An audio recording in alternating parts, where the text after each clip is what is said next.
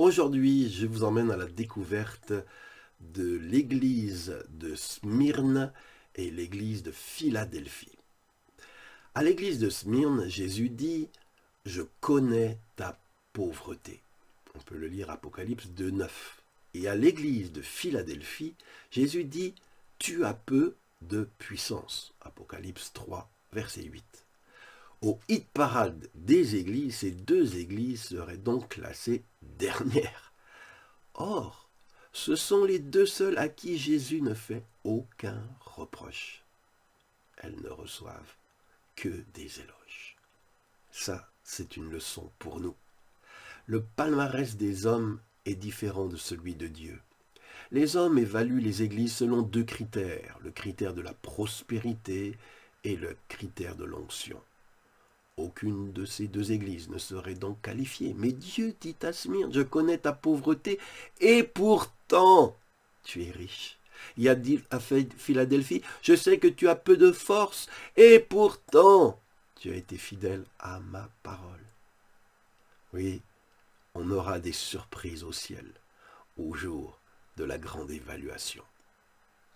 J'aimerais vous montrer maintenant la merveilleuse correspondance qu'il existe entre le message de Jésus à ces deux églises et le vécu de leurs destinataires. Tout d'abord, Smyrne. Smyrne, c'était une ville connue pour rivaliser avec Éphèse, la capitale.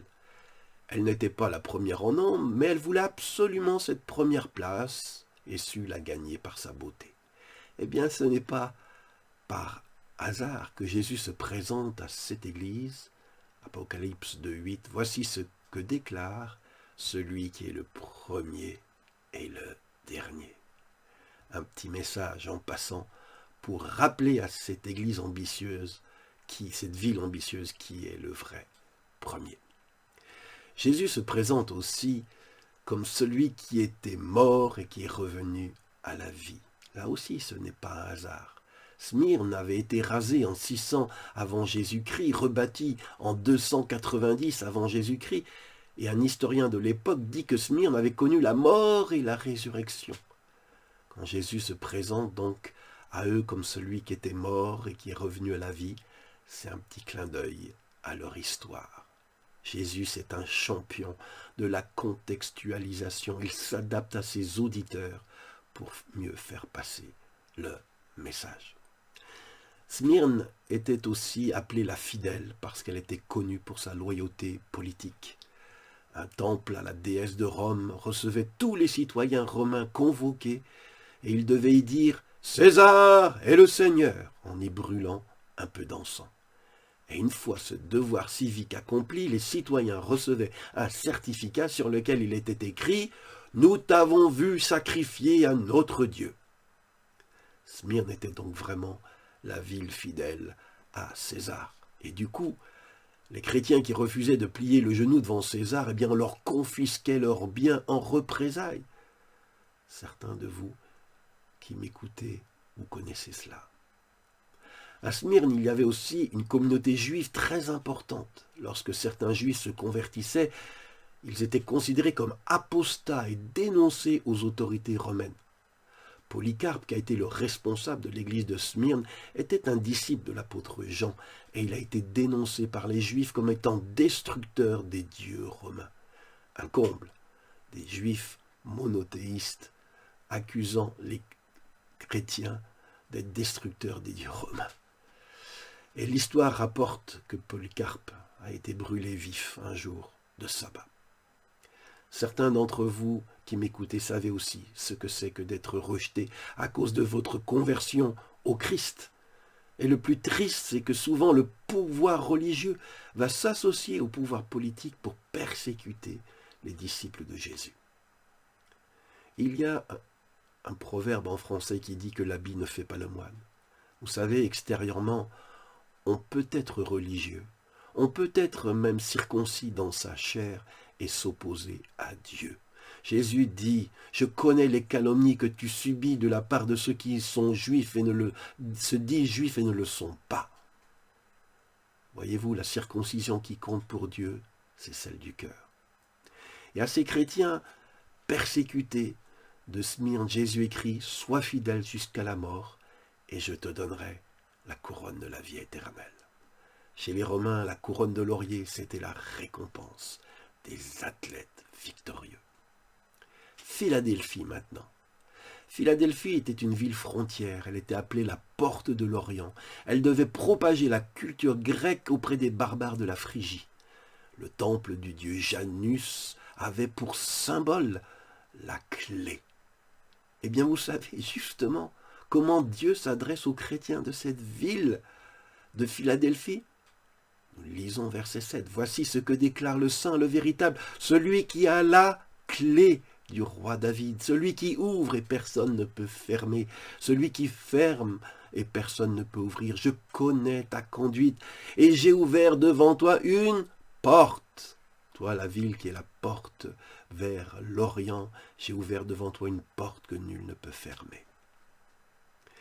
Nous savons aussi que Philadelphie était située dans une zone sismique. Les habitants avaient des huttes au dehors de la ville pour s'y réfugier à la moindre secousse. Eh bien, aux chrétiens de Philadelphie, Jésus annonce qu'un séisme va venir pour ébranler la terre, mais qu'ils seront protégés.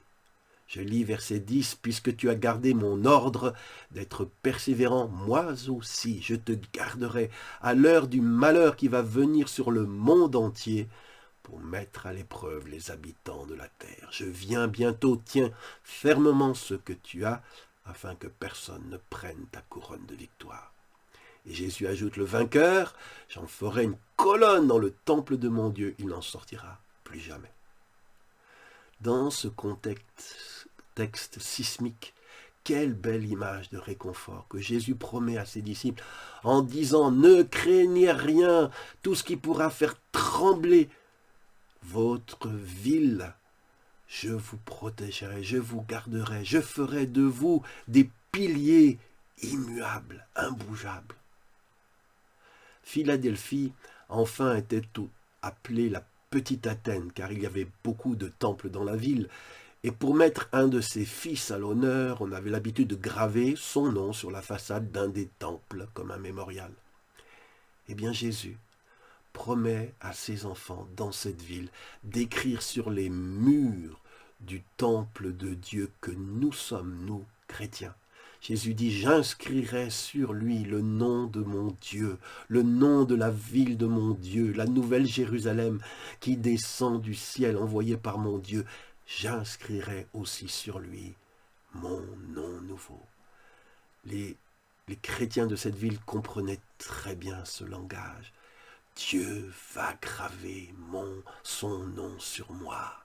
Quel honneur! La conclusion que j'aimerais dire, c'est qu'on voit que ces messages adressés aux 7 églises, c'est un vrai chef-d'œuvre. Devenir chrétien sous l'empereur Domitien, ça voulait dire devenir hors la loi, subir des primas, des dénonciations. En Occident, c'est facile parfois d'être chrétien. À part quelques moqueries, on n'est pas encore trop menacé. Mais notre grand ennemi, c'est peut-être justement cette facilité. Et on n'est pas trempé comme l'acier qui est mis et remis au feu jusqu'à devenir indestructible. Alors je voudrais dire bravo, bon, fidèles serviteurs et servantes de Dieu et de Philadelphie, combien nous aimerions que nos églises vous ressemblent, vous à qui Jésus n'a fait aucun reproche. Seigneur, merci pour ces petites églises qu'on aurait peut-être tendance à mépriser, mais qui étaient si précieuses à tes yeux. Je prie pour tout chrétien qui se sent tout petit, toute église, toute communauté, tout pasteur, tout ministre de Dieu qui m'écoute et qui peut-être en se comparant aux autres pense que mon œuvre, mon ministère n'a pas beaucoup d'éclat. Je veux prier, Seigneur, qu'ils comprennent que l'homme regarde à ceux qui frappent les yeux, mais toi, Éternel, tu regardes au cœur. Alors je prie que tu encourages. Et je veux prier pour les grandes communautés, les grandes églises, les grands ministères, qu'ils puissent eux aussi être aussi plaisants à tes yeux que l'ont été ces 2 petites églises, Seigneur.